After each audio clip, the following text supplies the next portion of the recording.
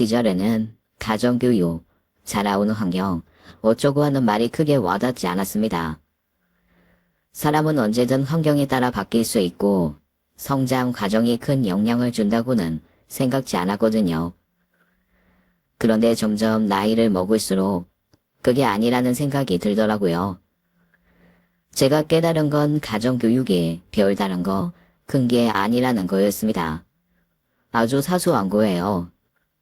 식당에서 잘 먹었습니다 하고 먹은 자리 쓰레기라도 상아래 쓰레기통에 넣는 것, 뒤에 사람이 오나 안 오나 보고 물 한번 잡아주는 것, 티슈를 한 장이 아니라 반장 정도 써도 되는 일에는 반장 찢어 쓰는 것, 일어나자마자 잠자리 정리 정돈을 하는 것, 그게 다 가정교육의 결과더라고요. 그리고 생각보다 그게 잘 되지 않는 사람이 세상에 많다는 것도 깨달았습니다. 뭘 멀리서 찾겠어요. 제 바로 옆, 남의 남자였음 속 편했을 제 남편이 그렇습니다. 철딱선이 없던 시절, 저는 남편이 참 시원시원하고 남자답다고 생각했습니다. 어휴, 돈을 얼마나 찰지게 쓰는지 옆에 있는 사람이 다 속이 시원할 정도였어요. 그렇다고 해서 막 펑펑 대차게 어이없이 쓰는 건 아니었습니다. 뭐랄까, 물 흐르듯 유연하게 돈을 쓴다고나 할까요? 쓸데없이 술에 몇백만 원 쓰고 이상한데 몇천씩 투자하고 그런 건 아니었습니다. 코트 하나를 사도 10년은 입을 좋은 걸 산다고 수백짜리를 턱 사고 시계는 재산이라고 또 턱 살 뿐이었죠. 어린 나이에는 그게 합리적인 소비라고 생각했어요. 어차피 오래 입고 오래 사용할 거 좋은 거 사서 오래 쓰면 그게 남는 거라고 생각했으니까요. 그런데 비싼 옷도 싼 옷도 세월이 지나면 똑같이 구질해지더라고요. 10만 원짜리 옷도 몇 년에 한 번은 새로 사서 갈아야 하고 몇백짜리도 그랬습니다. 결국 제가 생각했던 남편의 현명한 소비는 그냥 비싼 물건 겁없이 턱턱 사는 물정 모르는 놈이었던 거고요. 그걸 깨닫는데 너무 오래 걸렸지만 말입니다. 저는 그래서 집이 좀 사나 보다. 그래서 어렸을 때부터 돈 쓰는 감각과 규모가 컸나 보다 생각했어요. 그런데 웬걸 결혼해보니 대체 이런 집에서 어쩌다 이렇게 대책 없이 줄줄 새는 돈주머니 찬 놈이 나왔지 싶던걸요. 처음 시댁에 인사를 갔던 날 사실 전 살짝 어이가 없었습니다. 집은 깔끔했어요. 그런데 살림살이 하나하나가 다 출처가 확실한 것들이더라고요. 화장실 수건은 하나같이 어디 찜질방, 목욕탕 글씨가 찍혀 있었고 글쎄 화장실 휴지는 큰 두루마리였습니다. 아시죠? 궁중 화장실 같은 데 가면 엄청 큰 두루마리 꽂혀 있잖아요. 그게 가정집에 있는 거 저 처음 봤습니다. 숟가락, 젓가락 짝 맞는 건 하나도 없었고 그릇에도 죄다 어디 음식점 이름 찍혀 있더라고요. 동네 중국집 이름을 전 그날 시댁 인사 갔다가 그릇에서 다 만났습니다. 뭔가 집이라기보다는 아주 깔끔하게 정리된 고물상 같은 느낌이었어요. 거기에 싱글벙글 앉아있는 제 남편이 얼마나 이질적이었던지 머리끝부터 발끝까지 제법겹하면 한 1,000만 원 나오는 차림으로 앉아서 중국집 그릇에 밥을 먹는데 이 결혼을 해야 하나 말아야 하나 아주 잠시 고민했습니다. 그때 과감하게 떨치고 나왔어야 하는데 제가 그 지혜와 추진력이 없었어요. 지팔 직곤이라고 제 팔자 제가 꼬았죠. 그렇게 결혼하고 난 후 저에게는 아주 깐깐한 잔소리꾼이 하나 생겼습니다. 바로 시어머니였죠. 첫 인사 가서 살림살이 보고 짐작은 했지만 시어머니는 정말 지독한 짠순이였습니다. 오죽하면 동네에서 저희 시어머니를 부르는 별명이 엑스배너였어요. 처음에 엑스배너? 아니 사람 별명이 엑스배너? 라고 생각했는데 나중에는 이유를 알겠더라고요. X배너가 왜 가게 앞에 세워두는 간판이잖아요. 앞에 홍보 문구 써놓고 뒤에 X 모양으로 된 구조물로 잡아서 아래 물통 놓고 세워두는 이 간판이요. 하여간 무슨 오픈 행사, 경품 행사, 당첨 행사만 있다 하면 거기 죽 치고 서서 계속 응모해서 별명이 X배너인 거 있죠. 오죽하면 가게 주인들이 경품이나 상품으로 준비한 걸 그냥 바리바리 싸주고 가라고 한대요. 그런데 이 얘기를 저한테 해준 사람이 누구인 줄 아세요? 바로 신우입니다. 자기 엄마 흉인지도 모르고 신나서 저한테 이 얘기를 하면서 그러더라고요. 진짜 사람들 기발하지 않아요? 와, 우리 엄마 별명 진짜 아주 찰떡이야. 언니, 그래도 우리 엄마 무시하지 말고 뭐 사줄 거 있으면 좋은 거 사줘요. 그래야 우리 엄마도 며느리 덕에 좋은 것 좀 쓰고 살죠. 그 말의 속내를 제가 모르겠습니까? 좋은 거 사주면 자기가 가지고 가서 쓰려고 저한테 은근히 압박을 넣는 거죠. 어쨌든 그런 시어머니가 며느리인 저한테 왜 잔소리를 안 하셨겠어요. 한 번은 집에 오는 길에 커피 테이크 아웃한 거 손에 들고 있는 걸 들켰는데 허요, 그날 진짜 얼마나 혼났는지 모릅니다. 아니, 우리나라에 은행이 얼마나 많아?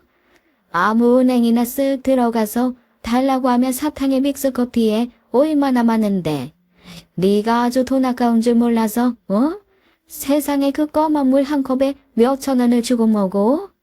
아이고, 진짜 대체 넌 차를 때 뭘 보고 배운 거니? 사실 그 말을 듣는데 너무 억울하더라고요. 아니 당신 아들이 몇백짜리 코트 턱턱 할부질러서 제 속 뒤집는 건 모르고 말이죠. 그리고 시어머니가 뭐라 할 만큼 이상한 집에서 자라지 않았습니다. 저희 부모님 근검 전략이 몸에 박히신 분들이에요. 얼마 전에는 엄마가 막 웃으면서 가스요금 3,000원 나왔다고까지 하셨는 거예요. 두 분도 아낄 줄 아시고 저도 그걸 보고 배우고 자라서 낭비하는 성격은 아닙니다. 주관적으로도 객관적으로도 한 번도 돈 허투루 쓴다, 낭비한다 소리 들은 적이 없는데 기가 막혔죠. 하지만 시어머니한테 대들어봤자 10배, 20배 피곤해질 테니 그냥 네 하고 넘어갔거든요. 그게 시어머니한테는 일말의 여지를 주는 행동이었던 모양이더라고요. 자식들은 화를 내거나 들은 척도 안 하는데 그나마 좀 들어주는 것 같으니 온갖 잔소리가 점점 늘었습니다. 채소 다듬고 남는 거 저 채수를 내고 육수로 쓰고 버리거든요. 아니 그런데 그걸 글쎄 고추장 넣고 무쳐 먹으라는 거예요. 채수까지 낸 찌꺼기를 말입니다. 그냥 고추장도 먹는데 안에 건더기 들어있음 더 맛있지 뭐. 버리긴 어디 버리니. 그리고 고추장은 살짝만 둥둥 넣어봐야 짜기만 하다. 많이 쓰면 낭비야. 매사 이런 식으로 제 살림에 참견을 하시거든요. 그때마다 내내 하는 것도 한계가 있어서 한 번씩 제가 싫은 티를 내면 또 그렇게 서운해 하십니다. 아끼는 것도 젊을 때부터 습관인데 어휴, 넌 대체 나이 들어 어쩌려고 이렇게 아낄 줄을 모르니? 어머니, 저도 아낄 줄 알아요. 그런데 아낀다고 똥까지 아낄 순 없잖아요. 버리는 게 생기는 것도 당연한 건데 왜 그렇게 버린다고 하면 펄펄 뛰세요? 저도 제가 알아서 해요. 아니, 네 남편이 저렇게 힘들게 돈을 버는데 돈은 저도 벌어요. 그리고 어머니 아들 돈 쓰는 거 얼마나 과감한지 모르시죠? 지금 저한테 하시는 말, 저 말고 저 사람한테 좀 해주세요, 어머니. 제 말은 귀등으로도 안 됐는데 아주 돈 쓰는 거 보면 제가 무서워 죽겠어요. 제가 시어머니의 잔소리를 한 5번쯤 참아주다 한 번씩 남편을 끌어오거든요. 그러면 시어머니가 한동안은 잠잠하십니다. 당신도 아는 거죠. 당신 아들 씀씀이 참 과감하다는 거예요. 그리고 그 과감함에 잔소리를 해봐야 사이만 벌어지고 씨알도 안 먹힐 거라는 것도 알고요. 결국 만만한 게 며느리니 저한테만 이래라 저래라 잔소리하는 거 저도 압니다. 뭐 그러려니 하고 들어드리는 것도 며느리 역할이다 생각하면서도 한 번씩 저도 부화가 나는 거죠. 왜 부화가 나냐고요? 어머니 말씀처럼 남편이 힘들게 버는 돈 저는 한 번도 제 손에 쥐어본 적이 없었거든요. 신혼 초부터 남편에게 제가 받은 거 평생 다 합쳐도 아마 돈 1,000만 원이 안 될 겁니다. 아, 살림에 보태는 생활비는 제외예요. 그건 저희 둘 다 반반 내서 꾸리고 있으니까요. 제가 말한 돈 1,000만 원이 안 될 거라는 건 남편이 저한테 준 선물 같은 과외 돈을 말합니다. 남편 놈이 자기한테는 참 아끼지 않고 쓰는데 저한테는 딱 시어머니처럼 짜게 굴거든요. 그러면서 늘 터진 입으로 하는 변명은 참 볼품이 없습니다. 아이, 당신이 나보다 많이 벌잖아. 그런 당신한테 내가 뭘 해줘도 승에 차기는 하겠냐? 처음에는 싸웠죠. 돈 액수가 문제가 아니라 마음가짐과 태도의 문제니까요. 그런데 엎드려 절 받기도 세월 지나니 무의미해지고 그때부터는 아예 바라는 것도 없어졌습니다. 그나마 제가 마지막까지 남편의 자존심을 지켜준 건 시어머니에게 입을 다문 거였습니다. 세상에서 자기 아들이 제일 잘났다고 생각하시는 옛날 어르신인데 제가 눈에 차지 않았겠죠. 한 몇 번 시어머니가 전화했을 때 남편이 혼자 저녁으로 라면을 끓여 먹고 있었던 적이 있었거든요. 사실 그건 저도 또 억울한 부분이 있습니다. 분명히 데워 먹을 수 있게 냉장고에 다 차려서 넣어놓고 출근을 했는데 그것조차 귀찮아서 신나게 라면 끓여 먹은 사람이거든요. 그런데 시어머니 입장에서는 힘들게 일하고 온 아들 라면 먹었다는 소리에 뒤집어지시는 거죠. 그럴 때면 항상 저한테 전화를 해서 푸닥거리를 하곤 하셨습니다. 아니, 너는 아무리 일을 해서 돈을 번다고 하지만 수천만 원 버는 것도 아니고 네가 뭐 지구를 구하는 것도 아니잖니. 왜 네 남편 라면을 먹이니? 예, 난 다른 건 몰라도 애 밥은 제대로 먹여야 된다고 생각한다. 세상이 아무리 변했다지만 아내가 남편 밥 챙겨주는 거 그거 놓치면 사실 부부관계 끝 아니냐? 아니 넌 대체 무슨 일을 하고 다니길래 네 남편 밥을 굶겨? 어머니, 저 밥 굶긴 적 없어요. 그 사람이 라면이 먹고 싶어서 라면을 끓여 먹었겠죠. 저 준비할 수 있는 거 다 준비하고 나왔어요. 아니 준비만 하면 뭐해. 혼자 앉아가지고 밥 먹는 거 그게 어디 입맛이 나니? 옆에 앉아서 도란도란 얘기도 좀 해주고 잘했다 좀 응원도 해주고 그래야지. 그래야 남자가 밖에 나가서 힘있게 일할 맛이 나는 거 아니니. 아니 어머니, 일은 저도 한다니까요. 한 번도 저 사람한테는 네 마누라 힘들 테니까 옆에서 도란도란 얘기해줘라, 응원해줘라 그런 말씀 안 하시잖아요. 어머니, 이거 차별이에요. 저 서운해요. 어머니의 차별이라니 그게 무슨 말이니? 아무리 세상이 바뀌었다지만 각자 해야 될 역할과 의무가 있는 거야. 아, 어머니. 제가 진짜 이런 얘기까진 안 하려고 했는데요. 저 그러면 회사 그만두고 집에서 저 사람 보살피기만 할까요? 저 사람도 그걸 원하면 저 그렇게 할게요. 아니 뭐 네가 정 그렇게 하고 싶으면 해라. 그거야 너희 부부가 결정할 일이지. 애도 엄마가 키우는 게 아무래도 낫고 너희 아이도 조만간 가진다며. 제 말에 시어머니는 배실배실 웃음이 새어나오는 목소리로 그렇게 대답을 하시더라고요. 아마 본인 생각엔 그러셨겠죠. 제가 집에 들어앉아 있으면 저 붙들고 이래저래 잔소리할 게 생겨서 신나시지 않았을까요? 그래서 제가 남편한테 확 질러버리려고 이렇게 얘기했습니다. 나 이번 달까지만 일하고 그만두려고. 그러자 남편이 불에 댄 듯 놀라며 펄쩍 뛰더라고요. 그게 무슨 소리야? 왜 일을 그만둬? 그 회사가 얼마나 들어가기 힘든 회사인데. 아이, 무엇보다 일단 들어가기만 하면 정년 보장하는 꿈의 직장이라고 불리는 거기를 대체 왜 그만둔다는 거야. 그래서 저는 남편한테 자초지종을 말했습니다.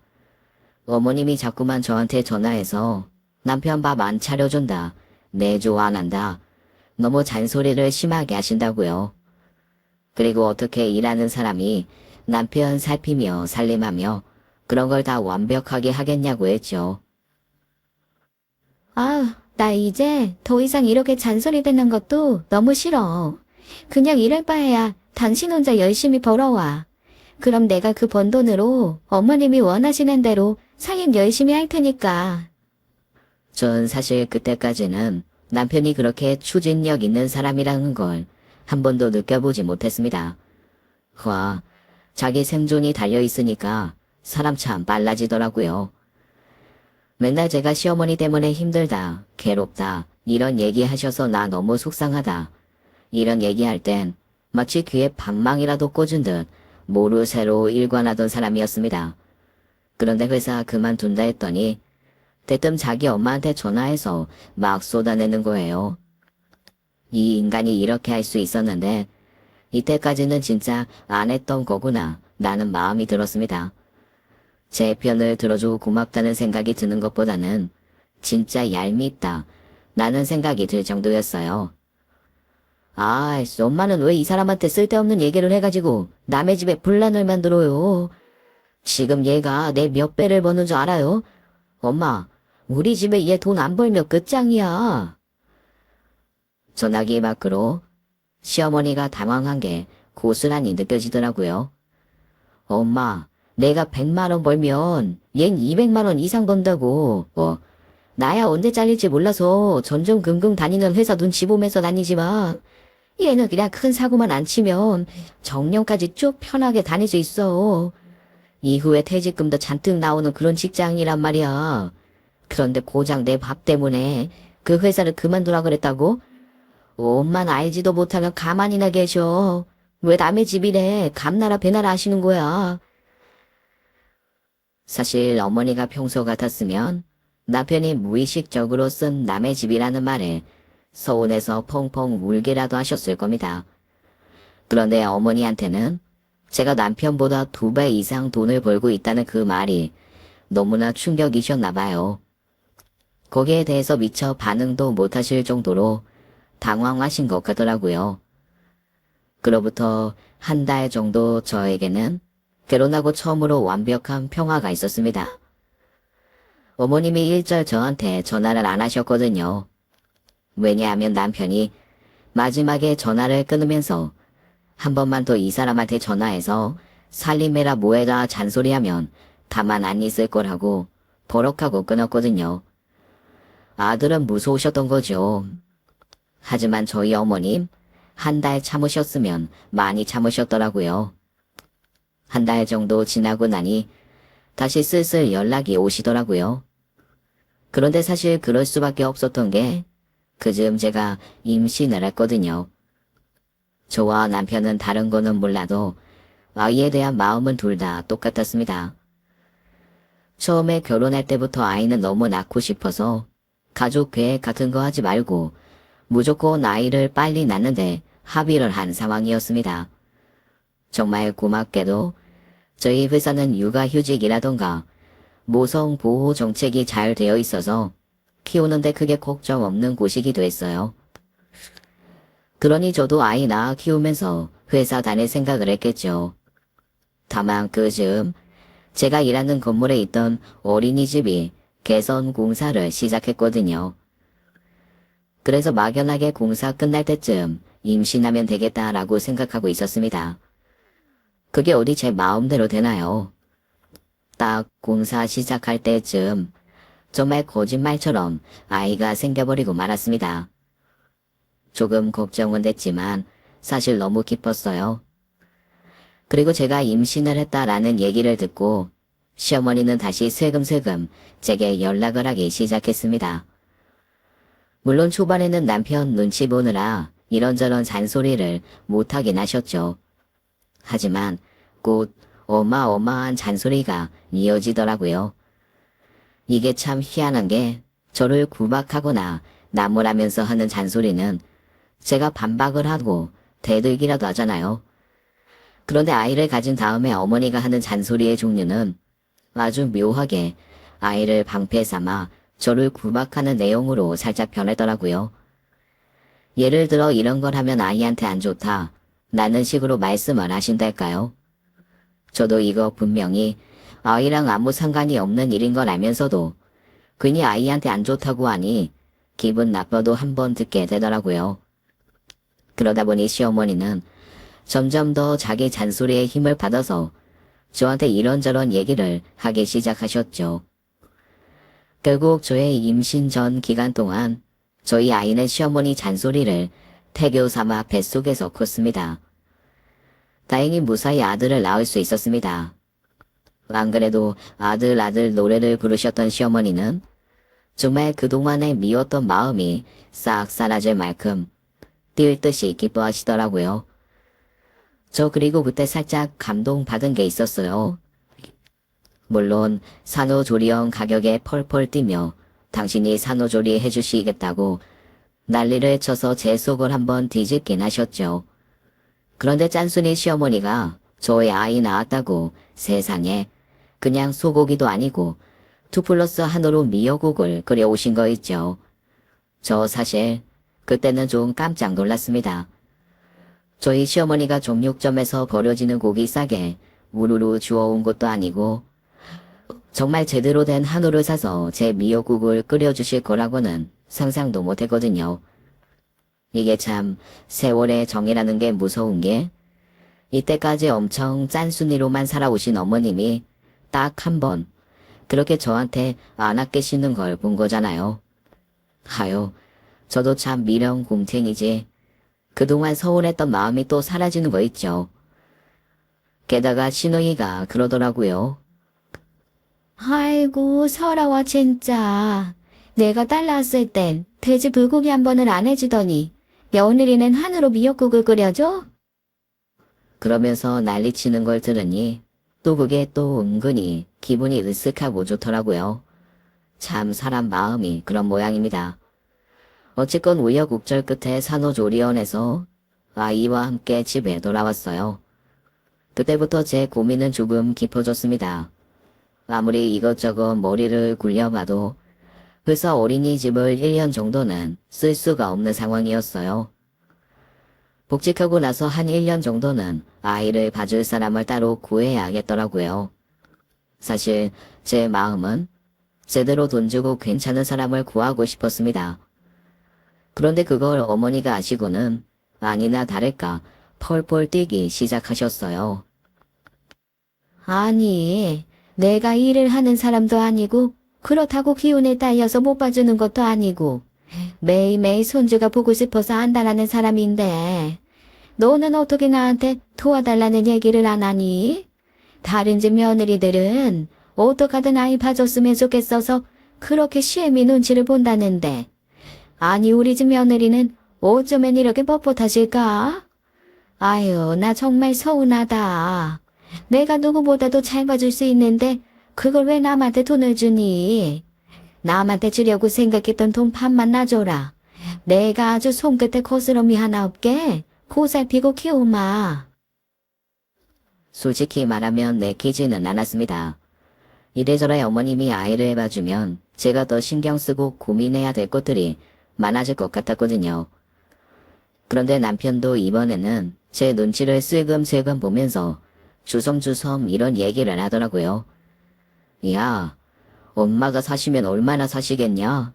그리고 이번에 엄마가 한우로 미역국 끓여온 것도 봤잖아. 우리 엄마도 쓸 때는 쓴다니까. 네가 생각하는 것만큼 막 그렇게 짠순이로 엄마가 애를 키우고 그러진 않을 거야. 그냥 효도한다 생각하고 우리도 도움 좀 받고 엄마가 돌보실 수 있게 좀 해드리자. 남편이 그렇게까지 얘기하는데 제가 나서 그래도 죽어도 싫다. 무조건 돈 써서 사람 쓰겠다. 고집 부리기가 좀 애매하더라고요. 저희 친정엄마도 반 정도는 맞듣지 않아 하시면서도 나머지 절반은 그래도 남보다는 핏줄인 할머니가 낫지 않겠냐는 입장이셨고요. 사실 저야 친정엄마가 봐주시면 좋죠. 그런데 저희 친정엄마는 당뇨에 류마티스가 정말 심하시거든요. 도저히 아이를 돌보실 수 있는 상황이 아닙니다. 저희 엄마가 이렇게 말씀하시더라고요. 건강이 허락해서 그렇게 손주봐줄 수 있는 것도 복이야. 나 봐. 봐주고 싶어도 못 봐주잖아. 너희 어머니 해주실 수 있다고 할 때 그냥 부탁드려. 너 그것도 효도다. 그리고 아무리 짠순이다 하지만 내리 사랑이라고 자기 손주한테는 또 안 그래. 모두가 그렇게 얘기하니 제가 어떻게 하겠습니까? 결국 어머님께 아이를 맡겼습니다. 하지만 예상했다시피 들고 싶지는 않았어요. 어머님이 아이를 보는 방식이 제가 원하는 방식과 정말 너무너무 달랐거든요. 먼저 30년 전 방식으로 아이를 키우시는데 제가 아주 미치고 팔짝 뛰겠더라고요. 아이가 땀띠가 나서 괴로워 우는데도 아이는 추우면 안 된다고 꽁꽁 싸놓고 아이가 울기만 하면 무조건 먹을 것을 주십니다. 요즘에는 아이들 배 키우지 않는다고 딱 정해진 용량만큼 시간을 주거든요. 그리고 잠도 정해진 시간에 재우고요. 근데 저희 시어머니는 아기가 뭘 아냐며 그냥 무조건 그때그때 먹이고 재우고 먹이고 재우고 이것만 하시는 겁니다. 게다가 허리도 안 좋으신 분이 계속 아이를 업고 계시더라고요.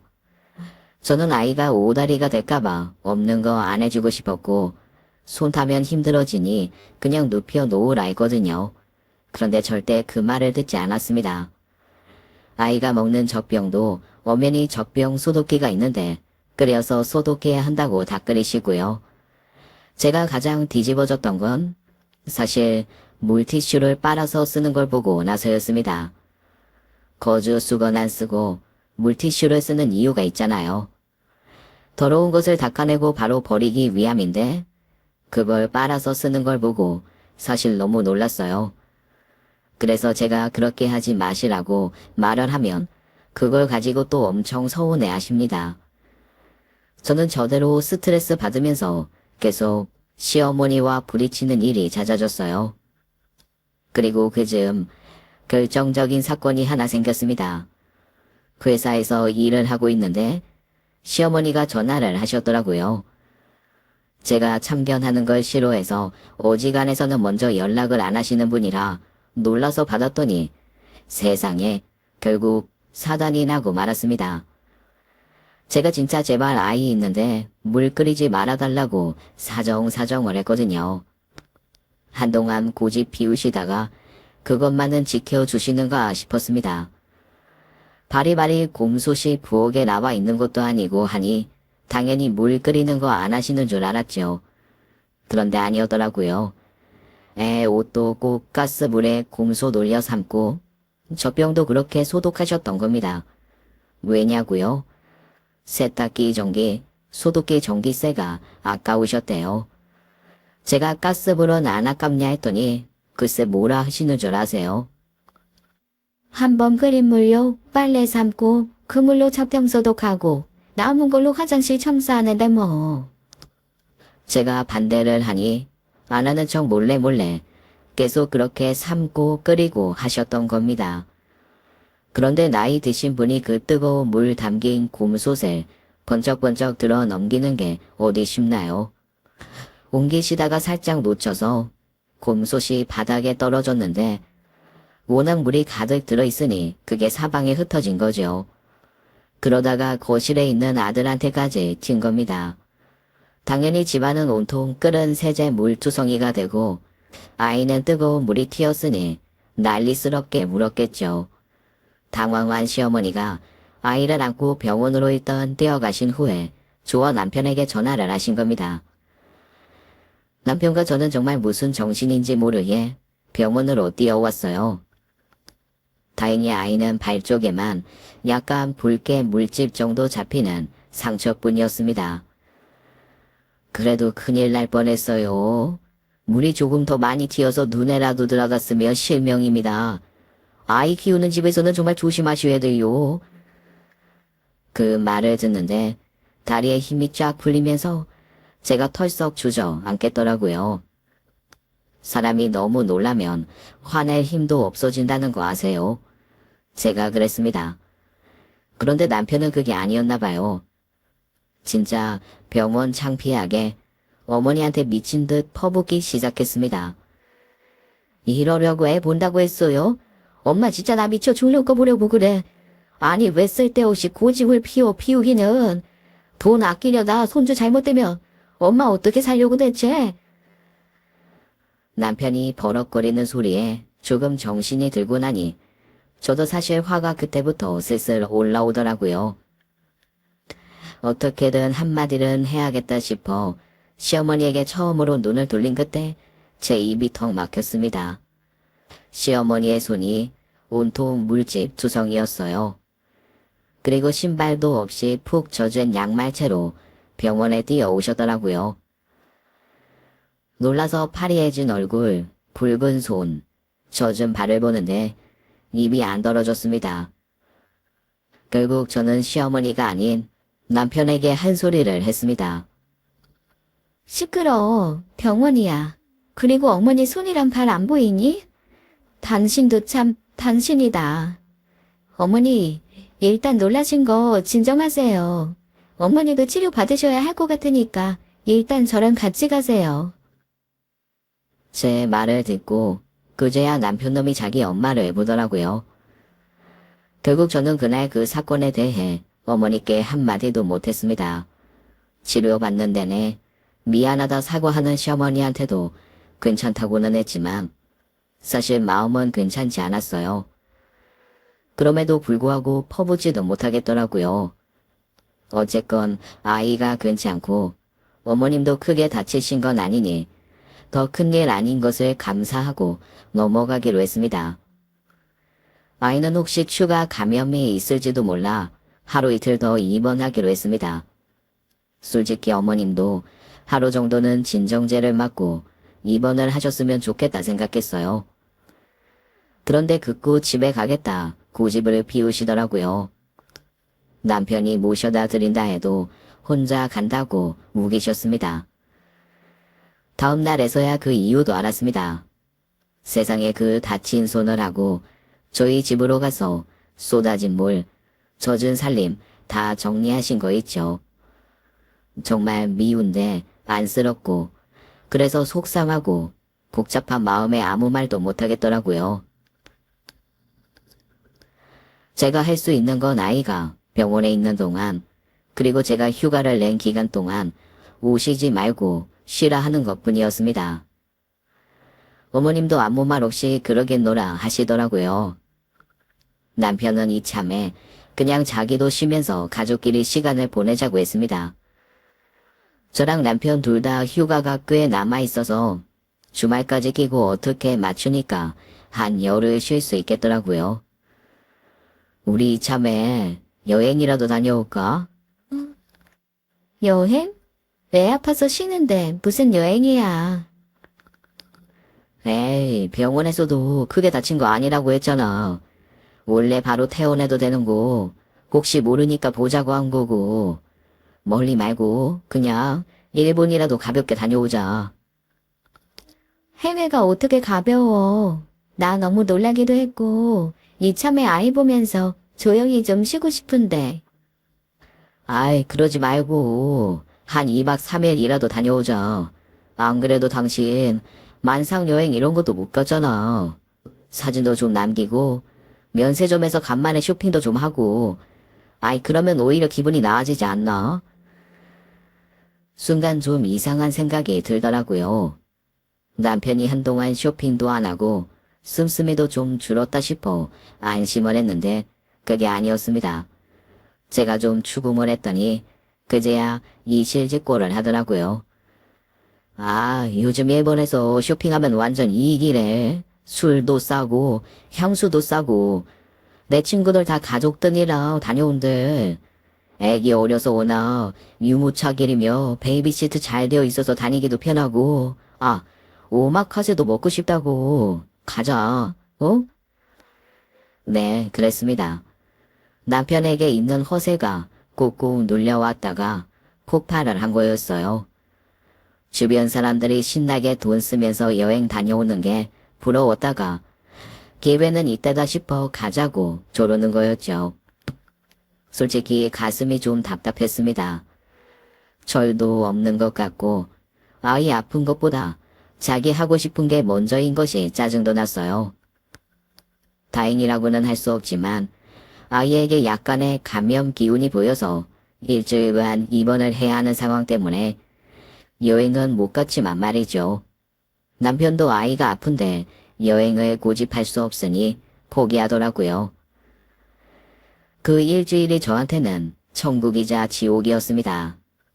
아이가 열이 오를 때마다 지옥이 펼쳐졌지만 집에서 저희 셋만 있을 때는 그게 또 천국이었어요. 하지만 회사를 나가야 하는 날이 다가올수록 마음이 조여오는 것도 사실이었습니다. 당장 회사 복귀하는 첫날 새벽 6시에 나가야 하는 전체 회의 일정이 있었거든요.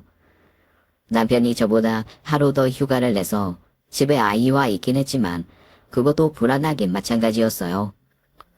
결국 저와 남편은 고민 끝에 제가 출근하면 다시 시어머니가 와서 아이를 보시게끔 했습니다. 솔직히 사람을 부를까도 고민했는데 사고 후에 바로 사람을 불러버리면 시어머니가 너무 상처받으실 것 같더라고요. 시어머니도 매일 전화해서 가스 불은 손도 안 대겠다고 하시니 한 번 더 믿고 맡겨보려고 마음을 다스렸죠. 새벽에 회사로 나가면서 저는 남편에게 신신당부했습니다. 냉장고에 당신이랑 어머니 드실 거 내가 넣어놨어. 어머니도 아마 손화상 입으신 거 완전히 다 낫지 않으셨을 거야. 어머니 이것저것 하시게 하지 말고 오늘은 당신이 있으니까 당신이 좀 챙겨드려. 아유, 걱정하지 마. 안 그래도 근처에 괜찮은 회덮밥집 생겼더라. 거기서 배달시켜도 되니까. 어이구, 어머님이 퍽이나 배달시켜서 드시겠다. 당신이 배달한다고 하면 바로 냉장고에 열어서 뭐라도 하겠다고 하실걸? 손 쓰거나 그러시지 않게 그냥 당신이 해드려. 데우는 건 할 수 있잖아. 아유, 알았어. 아우, 아침 일찍 일어났더니 정신이 하나도 없네. 여기 24시간 카페 배달 되나? 아이, 커피 땡기네. 그냥 집에 있는 거 먹어. 믹스도 있고 캡슐도 있는데 뭘 새벽부터 배달이야? 아우, 너도 우리 엄마 닮아가냐? 집에서 먹는 거랑 매장에서 제대로 뽑아주는 거랑 맛이 같아? 아, 내가 알아서 할 테니까 가. 아이, 어서 가. 남편은 제 잔소리가 귀찮다는 듯 저를 떠밀었고 전 찜찜한 기분과 함께 차를 몰고 아파트 단지를 나섰습니다.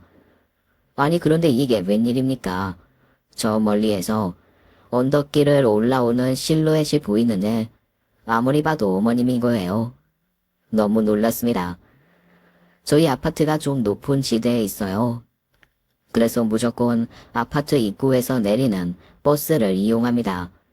다행히 버스는 종류도 많고 배차 간격도 짧은 편이에요. 시어머니 댁에서 저희 집까지 바로 오는 직행버스도 5개나 되고요.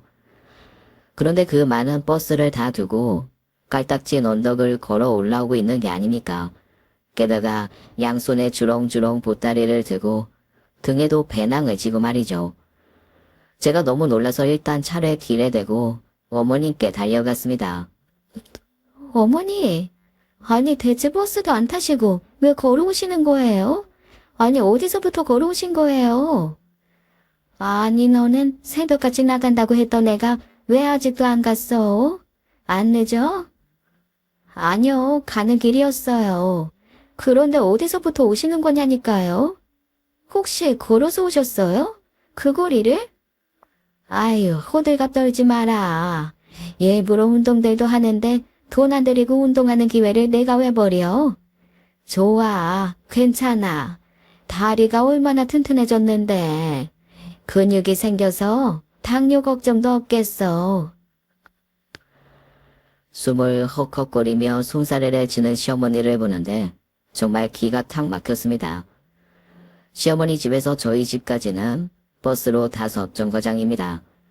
15분에서 밀리면 20분 정도 걸리고 걸으면 거의 1시간 거리예요. 게다가 중간에는 터널도 있고 인적이 드문 산자락길도 있습니다. 걷기에 좋은 길이 아니에요. 그런데 이 새벽에 그 길을 걸어오셨다는 게 어이가 없더라고요. 어머님, 혹시 지금까지 계속 걸어 다니셨던 거예요? 아유, 운동 삼아 다녔다니까. 예, 쓸데없는 소리 하지 말고 어서 출근해 어서. 어머님은 저한테 더 뭔가 말을 들을까봐 그러셨는지 마구 손사래를 치며 짐을 대고 다시 끙끙 올라가시더라고요. 제가 태워드린다 했지만 기름값 아깝다는 말뿐이었죠. 그리고 그 순간 배달 오토바이 하나가 슝 제 눈앞을 지나가는데 딱 느낌이 왔습니다. 배달 오토바이에 커피 하나 달랑 실려 있었거든요. 남편 놈이 결국 커피를 시켰구나 하는 생각과 함께 어머님의 뒤뚱이는 뒷모습이 겹쳐지며 순간 울컥 화가 올라왔습니다. 저도 모르게 버럭 소리를 지르고 말았어요. 어머니, 대체 왜 그러시는 건데요? 아니, 버스 타시라고요, 버스. 새벽녘 조용한 동네에 쩌렁쩌렁 울리는 소리에 시어머니가 깜짝 놀라며 뒤돌아보시더라고요. 그리고는 어머님이 저한테 이러셨습니다. 아이고, 진짜 내가 살다 별꼴을 타당한다. 손잡으러 오는 방법들이 허락구하랴? 야, 내가 알아서 좋은 방법으로 다닌다는데 대체 왜 그래? 그러면서 다시 짐을 들고 허덕허덕 올라가는데 그냥 가슴이 답답했습니다. 그날 사실 일이 손에 잡히지 않더라고요. 퇴근하고 돌아가니 남편만 아이와 있었습니다. 어머님은? 일찍 가시라고 했어. 보니까 아직 회복도 다 안 되어 있더만. 노인네 일하다가 생병 얻을 것 같아서 그냥 가시라고 했어. 그리고 내일까지는 내가 휴가라서 집에 있을 거고 주말 지나면 한 일주일만 사람 구하자. 어머니 좀 쉬셔야 할 것 같아. 내 말이. 그런데 당신 집에 있었으면 어머님 좀 모셔다 드리지 그랬어. 그냥 가시게 뒀어? 바로 앞에 버스 있는데 뭐. 그리고 엄마가 기름값 아까워서 내 차 타겠냐? 무심한 남편의 말에 뭐라 답을 하려다 말았습니다.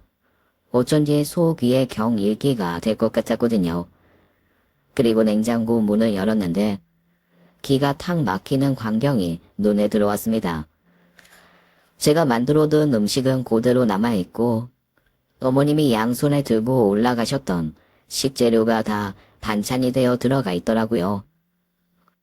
어머니 아프신 거 알면서 이걸 다 하시게 뒀어? 야, 그거 하러 왔다고 말려도 말을 안 들어. 그래서 그냥 그럼 빨리 하고 가시라고 했지. 그럼 저녁도 안 드시고 가셨어. 집에 가서 드신다고 가시던데. 그래서 난 간만에 탕수육이랑 나조기 시켜 먹었지. 아니, 냉장고에 이렇게 먹을 게 많은데. 좀. 애 태어나고 나서 외식도 못하는데 배달 한번 시킨 거 가지고 뭐라고 하지 좀 마라. 간만에 맛있게 먹었는데. 순간 남편에게 사실 정이 좀 뚝 떨어졌습니다. 보지는 않았지만 장면들이 눈에 확 펼쳐졌어요. 아픈 손 아픈 발로 끙끙거리며 반찬만 들고 꼬미꼬미 넣어놓고 걸어서 집에 가신 시어머니가 눈에 밟히더라고요. 그 위에 커피 시키고 탕수육 시켜 아무 생각 없이 먹으면서 자기 엄마 모셔다 드릴 생각은 않는 남편도 얹히고요. 그리고 결정적으로 제 마음이 쓰리게 콕콕 아파온 건 베란다 때문이었습니다. 어머니 곰솥을 보자기로 몇 겹이나 꽁꽁 사서 베란다 제일 안쪽에 밀어 넣어 두셨더라고요. 어머님이 가장 사랑하고 귀하게 여기면서 애착을 가지고 있었던 살림이었는데 손주 다치게 했다고 봉인해 두신 거죠. 노인네 마음이 얼마나 상하고 힘들었을까 싶은 생각에 한동안 어머님이 마음에 걸렸습니다. 이렇게 애면글면 노력하고 살아서 돈이라도 많으면 제가 이렇게까지 속상하지는 않았을 겁니다. 저희 어머님, 방 한 칸에 작은 거실, 화장실과 부엌인 전부인 오래된 구축 빌라에 사십니다. 변변한 가방이나 옷도 하나 없으시고 화장품은 만날 어디서 얻어오신 샘플 쓰시고요. 제대로 된 거 사다 드린 적도 많았는데 그때마다 돈 아끼라면서 시누이에게 주시길래 이후로는 저도 안 사다 드렸거든요. 어머님이 저희 집에 오셔서 아이 봐주시면서 가장 많이 하셨던 말이 있습니다. 아이고, 여기는 그래도 코에 바람이 좀 들어온다. 방도 4개나 있어서 어디 한 군데 누울 때도 있고. 어머님이 사시는 빌라는 동 간격이 좁아서 창문 열기도 애매하거든요. 그렇게 거실에 앉아서 바깥 풍경 보는 걸 좋아하시는 걸 당시에는 무심히 넘겼는데 그게 자꾸 기억나며 눈에 밟히더라고요. 그리고 그 즈음 제 고민에 방점을 찍는 일이 하나 생겼습니다. 아이를 보내려고 했던 어린이집에 아이를 보내기가 좀 어렵게 되었거든요. 회사 사정 때문에 신규 원생을 당분간 받지 않게 되어서 당장 저희 아이를 넣을 수가 없게 된 거죠. 하지만 하루 왕복 2시간을 왔다 갔다 하면서 어머님이 계속 아이를 보시게 할 수는 없었습니다. 겨울이 되어 눈이라도 오면 정말 위험할 텐데 도저히 불안해서 살 수가 없겠더라고요. 제가 제 발등 찍는 게 아닐까 걱정도 되고 이게 맞나 싶은 시뮬레이션을 100만 번쯤 돌린 끝에 저는 큰 결심을 했습니다. 여보, 우리 어머니 모시자. 어차피 당분간 아이도 봐주셔야 하는데 지금도 어머님 집에서는 잠만 주무시잖아. 그냥 당신 개인방으로 쓴다고 비워둔 방 거기 드리자. 제 말에 남편은 펄쩍 뛰더라고요. 아무리 자기 엄마라지만 불편하다나요. 하지만 이번에는 제가 벅벅 고집을 부렸습니다. 어머님도 처음에는 당황하시다가 내심 좋으신지 별말 안 하시더라고요. 그렇게 저는 시어머니를 제 집으로 모시고 왔습니다. 그렇게 10년의 세월이 흘렀어요. 그동안 왜 일이 없었겠습니까? 제 발등 찍었다 생각해서 혼자 속 끓인 날도 많았고 시어머니와 큰 소리 내며 싸운 적도 많았죠.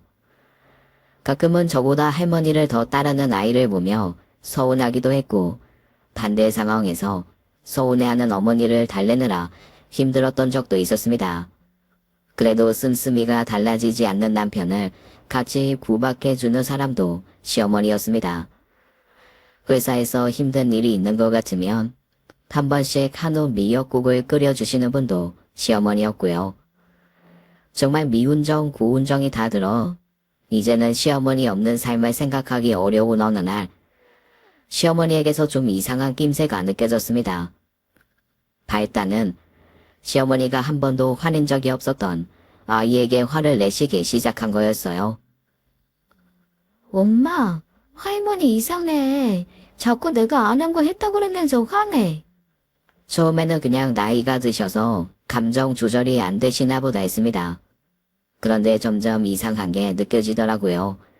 자꾸 깜빡깜빡 하시는 게 늘어나고 멍하게 계시는 시간도 많아졌습니다. 본인이 뭘 하고 있었는지 연속적인 사건을 기억 못 하시기도 하고요. 남편과 논의 끝에 어머님을 모시고 병원에 갔고 병원에서 초기 치매라는 판정을 받았습니다. 아주 심각한 건 아닌데 파킨슨과 함께 치매 증상도 보이네요. 파킨슨은 약으로 진행을 좀 늦출 수 있기는 한데 치매까지 같이 있으면 사실 조만간 집에서 모시기 힘들 수도 있습니다. 왜요? 왜 힘들죠? 만약 치매 증상이 화를 내거나 소리를 지르는 것처럼 폭력적인 성향으로 나타나게 되면 집에서는 어려우시죠. 일단 지금으로서는 그것까지 미리 걱정하실 건 아니고요. 최대한 많이 웃고 행복하게 지내시는 게 진행을 늦추는 데 도움을 줄 겁니다. 산책 많이 하시고요. 그 말을 듣고 남편과 시누이는 고생 말고 요양병원에서 모시자 하더라고요. 하지만 저는 그러고 싶지 않았습니다. 마침 회사에서 조기 퇴직 신청을 받고 있기도 했고 저 역시 회사 생활이 지겨워진 터였거든요. 그래서 조기 퇴직 신청을 하고 집에서 어머니와 함께 지내기 시작했습니다. 의사 말대로 시어머니와 매일 산책을 했어요. 언덕 꼭대기에 있는 저희 집 뒤에 산이 있거든요. 높은 산이 아니라 호수가 있는 낮은 산입니다. 아파트 뒷길로 조금만 걸어가면 1시간 정도 걸을 수 있는 둘레의 호수가 있고 그 주변에 맛집과 카페도 많습니다. 시어머니가 아이 어렸을 때 늘 거실로 보던 풍경이 그곳이었거든요. 거기를 시어머니와 걷기 시작한 거죠. 참 좋아하시더라고요. 해맑은 아이처럼 산책을 하며 시어머니는 마치 마지막 기억을 기록이라도 하려는 듯 제게 이런저런 얘기를 하셨습니다. 우리 엄마는 떡을 팔았어. 새벽 3시면 일어나서 전날 부여든 쌀을 다뤄내서 시루에 얹고 떡을 만드셨거든. 7살 땐가 10살 땐가 여튼 그때부터 나는 사시사철 옆에서 떡 만드는 걸 도왔어. 그런데 한 번은 정말 너무 배가 고파서 엄마가 만든 떡을 한 조각 집어먹었거든. 세상에 정말 정신이 아득할 정도로 때리더라. 그걸 왜 먹냐고. 팔아야 하는 걸 왜 먹냐고. 추운 겨울이었는데 떡 하나 먹다가 두들겨 맞고 울다가 아마 잠이 들었나 봐. 얼마나 잤나 눈을 떴는데 엄마가 펑펑 울면서 내가 맞은 곳에 그 뭐냐 호랑이 고약 그거 발라주면서 울고 있더라고. 어린 마음에도 엄마가 참 불쌍하고 그랬어. 어린 딸이 떡 하나 먹었다고 두들겨 패야 하는 그 신세가 얼마나 서러웠겠니. 그 기억이 아직도 나세요? 못 잊지. 내가 여태 그래서 철편을 안 먹는다. 그때 내가 집어먹었던 게 철편이었거든. 그래서 난 내 아이들에게 무조건 돈 때문에 손대는 일은 없게 키우겠다 결심했어. 그리고 남들에게 돈 때문에 구박받는 일 없게 키울 거라고. 가진 거 없이 바닥에서 시작한 인생에서 쉽지는 않았지. 근데 내가 더 바닥에서 긁어 모으면 내 새끼들은 기표고 살겠더라고. 그제야 저는 왜 시어머니가 그렇게 극악스러울 정도로 아끼고 돈을 모았는지 좀 이해할 수 있었습니다. 그 절편으로 인했던 기억 때문에 당신 가족들에게는 어떻게든 돈을 주고 싶으셨던 거였어요. 그 얘기를 듣는데 제 새끼도 아닌 남편과 시누이가 야속해지더라고요. 저 알고 있었거든요. 시누이도 돈 필요하면 쪼르르 달려가서 시어머니에게 받아가고 남편도 주식으로 손해본 거 시어머니 돈으로 메꾼 거 압니다. 모르는 척해야 싸움이 안 날 것 같아서 가만히 있었던 것뿐이죠. 불과 며칠 전에도 엄마 안부 묻는 척 왔던 시누이가 급하게 봉투 하나 들고 나가는 걸 제가 봤거든요. 어머님의 어렸을 때 얘기까지 듣고 났더니 한층 더 어머님이 안쓰러워졌습니다. 뭐라고 말을 해야 할지 몰라 그냥 어머님 손을 꼭 잡고 걷는데 어머님이 문득 발걸음을 멈추시더라고요. 아이고, 무슨 음료수가 저렇게 예쁘냐? 시어머니의 발걸음을 멈추게 한 음료수는 고운 생크림 휘핑이 얹어진 초콜릿 음료였습니다. 어머님, 하나 드실래요? 사실 어머님이 거절하실 줄 알았습니다. 뭐 이런데 돈을 쓰냐고 화를 내시면 농담이었다고 대답해야지 하는 생각까지 하고 있었거든요. 그런데 깜짝 놀랄 일이 생겼습니다. 어머님이 그러자고 하시는 거 있죠. 진짜요? 정말 드실래요? 그러자, 먹자. 치매가 사람의 인격을 바꾼다더니 이런 변화는 반가운 것이기도 했습니다. 그날 저는 시어머니와의 인연 거의 20년 만에 처음 카페에 마주 앉아 음료수를 마셨어요.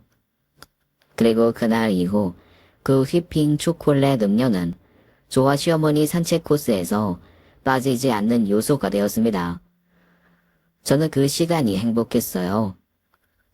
시어머니의 병세가 점점 깊어지고 진행이 빨라져도 그 음료를 마주하고 앉아있는 동안에는 괜찮으셨거든요. 그리고 시어머니가 점점 쇠약해질수록 남편과 시누이는 조금씩 더 본색을 드러냈습니다. 시어머니가 살던 집을 저희와 살림 합치면서 전세를 주고 왔는데 그걸 처분하자 하더라고요. 상속보다 증여가 낫대요. 그냥 살아계실 때 정리하는 게 나을 것 같은데. 그건 그럴 수도 있지. 아이 뭐 그걸 팔아야 엄마 요양원 비용도 좀 보탤 수 있을 것 같고. 그건 오빠가 하는 게 맞지. 잡남이 하는 거지. 나야 가끔 가서 엄마 드시고 싶은 거나 좀 사드리고. 둘 다 그 입. 아니, 그 주둥이 좀 닥쳐. 진짜 인간들도 아니네. 어머님 저렇게 멀쩡하신데 아직 당신 다리로 걷고 식사 다 제대로 하시는데 뭐. 신여? 다 조용히 해. 빼먹을 거 다 빼먹고 나니까 이제 귀찮아? 그러면 재산도 탐을 내지 말아야지. 둘 다 내 어머니한테 입도 뻥긋하지 마. 내가 끝까지 모시고 어머님 재산은 다 어머님한테 쓸 거니까 험감생심 손댈 생각 꿈에도 말라고. 솥을 버럭해 펄펄 뜨니 둘 다 자나처럼 목이 푹 들어가서 아무 말도 못하더라고요. 뭐 제가 조기 퇴직하면서 퇴직금을 꽤 많이 받았거든요. 콩고물이라도 떨어지려면 제 심기 건드리면 안 된다는 생각을 아무리 나쁜 머리라도 할 수 있었겠죠. 시어머니는 병원에서 얘기했던 것보다 병의 진행이 좀 빨랐습니다. 대신 걱정했던 것처럼 분노를 하거나 소리를 지르는 그런 증상은 없으셨어요. 마치 촛불이 서서히 꺼지듯 조용히 시들어 가셨습니다. 그리고 치매가 발병하고 1년 좀 넘은 시간 동안 저랑 거의 매일 산책을 하시고 단 음료를 드셨어요. 돌아가시던 그날도 산책하고 초코 음료 드시고 집에 와서 주무시다 돌아가셨습니다. 그 1년 동안 시어머니는 누구보다 천천히 주변 정리를 하셨어요. 매일 당신의 옷가지와 사진을 정리해서 버리셨고 주변 사람들에게 전화를 하셨습니다. 미안하다, 고맙다 말씀을 많이 하셨고 편찮으실 때면 저에게 늘 미안하다, 사랑한다 하셨습니다. 그리고 어느 날은 혼자 하루 종일 외출을 하고 오신 적도 있는데 그때 누구를 만나고 오신 건지는 돌아가시고 알았어요. 그나마 정신이 남아있을 때 당신 주변 정리를 하고 싶으셨던 것 같더라고요. 어머니 돌아가시고 유서와 함께 변호사가 찾아와서 알았습니다. 평소 돈 쓰는 걸 그렇게 싫어하시던 분이 돈 들여 공증하고 유서까지 다 써두신 걸 보고 좀 놀랐습니다. 유서에는 어머님이 저와 산책하면서 나눴던 말들이 정리되어 기록되어 있었습니다. 자식들이 잘 살기를 바랬다는 담담한 말과 함께 미안했다는 말도 있었어요. 어떻게든 돈으로 고생하는 일은 없길 바랬다는 어머님의 진심이 담겨 있었습니다. 그리고 놀랍게도 어머님의 빌라를 제게 남긴다는 말도 있었습니다. 변호사가 그러더라고요.